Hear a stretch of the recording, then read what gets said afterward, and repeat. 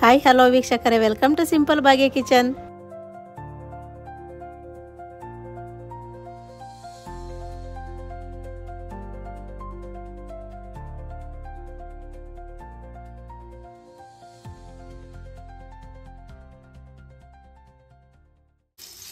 ಇವತ್ತು ನಾನು ನಿಮ್ಗೆ ಒಂದು ಆರೋಗ್ಯಕರವಾದಂತಹ ಗೋಧಿ ದೋಸೆ ಹೇಗೆ ಮಾಡೋದಂತ ತೋರಿಸ್ತಾ ಇದ್ದೀನಿ.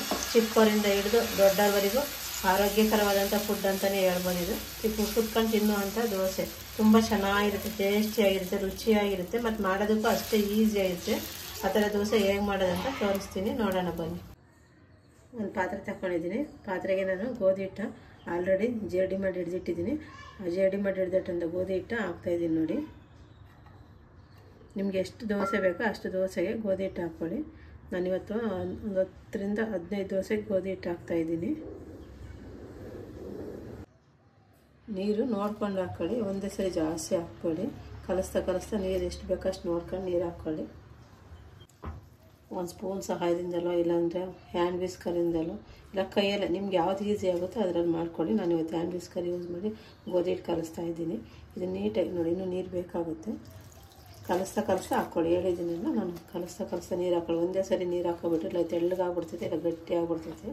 ಹಾಗಾಗಿ ನೋಡ್ಕೊಂಡು ನೀರು ಹಾಕ್ಕೊಂಡು ನೀಟಾಗಿ ಕಲಿಸ್ಕೊಳ್ಳಿ. ನೋಡಿ, ನೀಟಾಗಿ ಗಂಟಿಲ್ದಾಗೆ ಕಲಿಸ್ಕೋಬೇಕು. ಸ್ವಲ್ಪ ಗೋಧಿ ಹಿಟ್ಟು ಕಲಿಸ್ಬೇಕಾದ್ರೆ ಗಂಟು ಆಗ್ಬಿಡ್ತೈತೆ. ಹಾಗಾಗಿ ನಿಧಾನಕ್ಕೆ ಆಗಲಿ ನೀಟಾಗಿ ಕಲಿಸ್ಕೊಳ್ಳಿ. ರೆಡಿಯಾಗಿದೆ ನೋಡಿ ಗೋಧಿ ಹಿಟ್ಟು. ಇದಕ್ಕೆ ನಾನೀಗ ಸಣ್ಣದಾಗಿ ಹಚ್ಚಿಟ್ಕೊಂಡಂಥ ಈರುಳ್ಳಿ ಹಾಕ್ತಾಯಿದ್ದೀನಿ. ಒಂದು 2 ಈರುಳ್ಳಿನ ಸಣ್ಣದಾಗಿ, ತುಂಬ ಸಣ್ಣದಾಗಿ ಹಚ್ಚಿಟ್ಕೊಂಡಿದ್ದೆ. ಆ ಈರುಳ್ಳಿ ಹಾಕ್ತಾಯಿದ್ದೀನಿ. ಇದಕ್ಕೆ ನಾನು 1 ಕ್ಯಾರೆಟ್ ಸಣ್ಣದಾಗಿ ತುರಿದು ಹಚ್ಚಿಟ್ಕೊಂಡು ಕ್ಯಾರೆಟು ಹಾಕ್ತಾಯಿದ್ದೀನಿ. ಹಾಗೆ ಸ್ವಲ್ಪ ಕೊತ್ತಂಬರಿ ಸೊಪ್ಪು,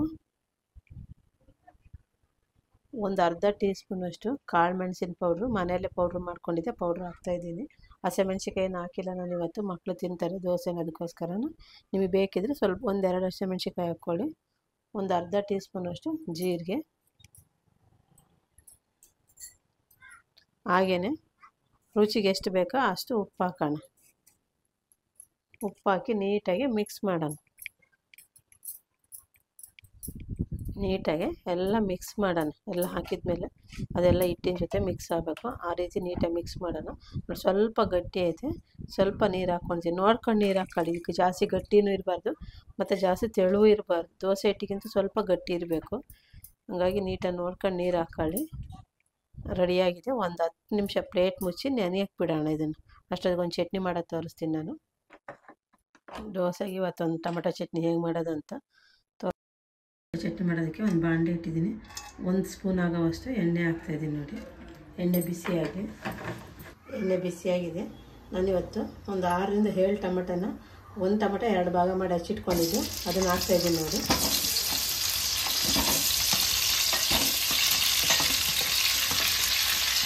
ಹಾಗೆ 3 ಈರುಳ್ಳಿನ 4 ಭಾಗ ಮಾಡಿ ಹಚ್ಚಿಟ್ಕೊಂಡಿದ್ದೆ, ಈರುಳ್ಳಿನ ಹಾಕ್ತಾಯಿದ್ದೀನಿ. 1 ದಷ್ಟು ಶುಂಠಿ, 1 ಗೆಡ್ಡೆವಷ್ಟು ಬೆಳ್ಳುಳ್ಳಿ ತುಂಬಿಟ್ಕೊಂಡಿದ್ದೆ ಹಾಕ್ತಾಯಿದ್ದೀನಿ. ಎಲ್ಲ ಒಟ್ಟಿಗೆ ಹಾಕ್ತಾಯಿದ್ದೀನಿ. ಎಲ್ಲ ಹಾಕಿದಾಗಿದೆ. ಇದನ್ನು ಹುರ್ಕೊಳ್ಳೋಣ, ಎಣ್ಣೆಗೆ ಚೆನ್ನಾಗಿ ಹುರ್ಕೊಳ್ಳೋಣ. ಒಂದು ಅರ್ಧ ಭಾಗದಷ್ಟು ಟೊಮೆಟೊ ಮತ್ತು ಈರುಳ್ಳಿ ಎಲ್ಲ ಹುರ್ಕೊಂಡಿದ್ದೀನಿ. ಈಗ ಇದಕ್ಕೆ ಸ್ವಲ್ಪ ಕರಿಬೇವು ಹಾಕೋಣ. ನೀವು ಹಸಿದಾದ್ರೂ ಹಾಕ್ಕೊಳ್ಳಿ, ನಾವು ಒಣಗಿರೋದಾದ್ರೂ ಹಾಕ್ಕೊಳ್ಳಿ. ಇವತ್ತು ನಾನು ಒಣಗಿರೋ ಕರಿಬೇವು ಇಟ್ಟು ಅದನ್ನೇ ಹಾಕ್ತಾಯಿದ್ದೀನಿ. ಹಾಗೆ ಒಂದು ಅರ್ಧ ಬೌಲಷ್ಟು ತೆಂಗಿನಕಾಯಿ ತುರಿ ಹಾಕ್ತಾಯಿದ್ದೀನಿ. ಸ್ವಲ್ಪ ಕೊತ್ತಂಬರಿ ಸೊಪ್ಪು,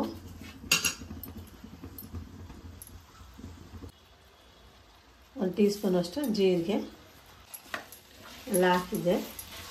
ಒಂದು 2 ನಿಮಿಷ ಮತ್ತೆ ಹುರ್ಕೊಳ್ಳೋಣ. ಹಾಗೆ ಹುರಿದಿದ್ದೆಲ್ಲ ಆಗಿದೆ. ಈಗ ಸ್ಟವ್ ಆಫ್ ಮಾಡೋಣ. ನಾನು ಆಲ್ರೆಡಿ ಕಡಲೆಬೀಜನ ಹುರಿದಿಟ್ಕೊಂಡಿದ್ದೆ. ನೀವೇನಾದ್ರು ಕಡಲೆಬೀಜ ಹುರಿದಿಲ್ಲ ಅಂದರೆ ಫಸ್ಟ್ ಕಡಲೆಬೀಜ ಹುರ್ಕೊಳ್ಳಿ. ಹುರಿದಿಟ್ಕೊಂಡು ಕಡಲೆಬೀಜವನ್ನು ಒಂದು 3 ಟೀ ಸ್ಪೂನಷ್ಟು ಕಡಲೆಬೀಜ ಹಾಕ್ತಾಯಿದ್ದೀನಿ. ಹಾಕ್ಬಿಟ್ಟು ತಣ್ಣಗೆ ಹಾಕ್ಬಿಡೋಣ ಒಂದು 10 ನಿಮಿಷ.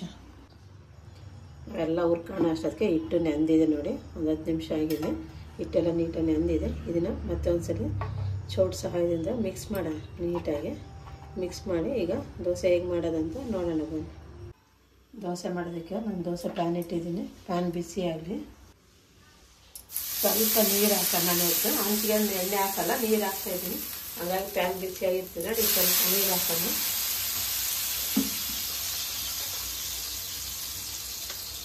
ನೀರು ಹಾಕ್ಬಿಟ್ಟು ಇಲ್ಲ ನೀವು ಕಾವಲಿ ಇರುತ್ತಲ್ಲ, ಕಾವಲಿನಲ್ಲಾದರೂ ದೋಸೆ ಮಾಡ್ಕೊಬೋದು. ಇಲ್ಲ ಇದೆ ದೋಸೆ ತವ ಇದೆ, ದೋಸೆ ತವನಾದರೂ ಮಾಡ್ಕೊಂಡು ತುಂಬ ಚೆನ್ನಾಗಿ ಬರುತ್ತೆ.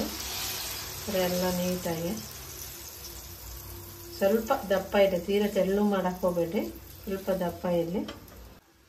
ದೋಸೆ ಹಾಕಿದ್ಮೇಲೆ 1-2 ಸೆಕೆಂಡ್ ಹಾಗೆ ಬೇಯಿಸೋಣ ಮುಚ್ಚಿಬಿಟ್ಟು. 2 ನಿಮಿಷ ಆಗಿದೆ, ಬೆಂದಿದ್ದು ನೋಡೋಣ. ಅದು ನೀಟಾಗಿ ದೋಸೆ ಕಾಣುತ್ತೆ. ಈಗ ಇದಕ್ಕೆ ಮೇಲ್ಗಡೆ ಸ್ವಲ್ಪ ಎಣ್ಣೆ ಹಾಕೋಣ. ನಾವೇನು ಎಣ್ಣೆ ಯೂಸ್ ಮಾಡಿರಲಿಲ್ಲ, ಹಂಗಾಗಿ ಮೇಲ್ಗಡೆ ಸ್ವಲ್ಪ ಎಣ್ಣೆ ಹಾಕೋಣ, ಚೆನ್ನಾಗಿರುತ್ತೆ.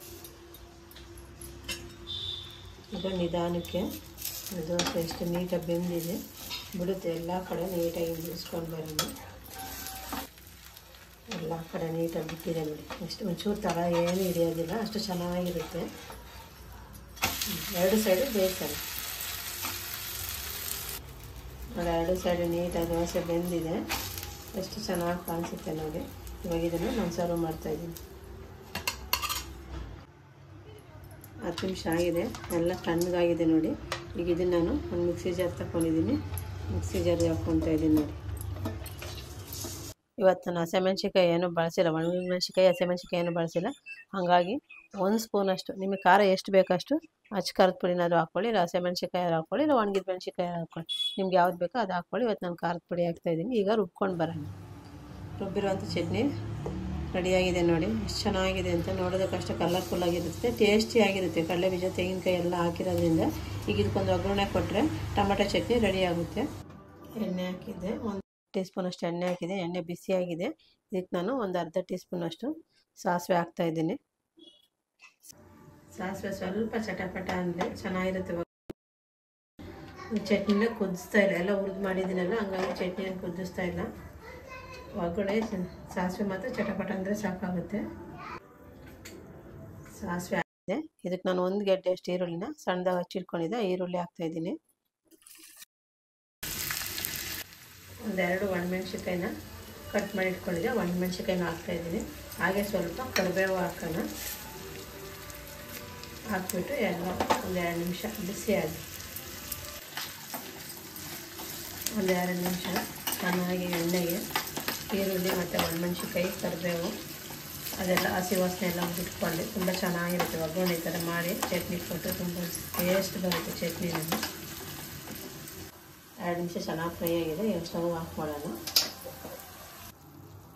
ಒಗ್ಗರಣೆನ ಚಟ್ನಿ ಜೊತೆ ಮಿಕ್ಸ್ ಮಾಡೋಣ.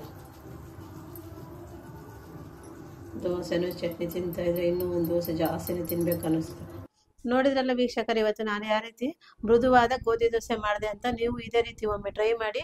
ಹಾಗೆ ನಾನು ಟೊಮೆಟೊ ಚಟ್ನಿನ ಹೇಗೆ ಮಾಡಿದೆ ಅಂತ ನೋಡಿದ್ರಲ್ವ, ಎರಡೂ ಇದೇ ರೀತಿ ಟ್ರೈ ಮಾಡಿ ಹೇಗೆ ಬಂದಿದೆ ಅಂತ ಕಮೆಂಟ್ ಮಾಡಿ, ಲೈಕ್ ಮಾಡಿ, ಶೇರ್ ಮಾಡಿ. ಹಾಗೆ ನಮ್ಮ ಚಾನಲ್ನ ಸಬ್ಸ್ಕ್ರೈಬ್ ಮಾಡಿ, ಆಲ್ ಅಂತ ಸೆಲೆಕ್ಟ್ ಮಾಡಿ, ಪಕ್ಕದಲ್ಲಿರೋ ಬೆಲ್ ಐಕನ್ ಬಟನ್ನ ಕ್ಲಿಕ್ ಮಾಡಿ. ನೆಕ್ಸ್ಟ್ ವಿಡಿಯೋದೊಂದಿಗೆ ಸಿಗೋಣ.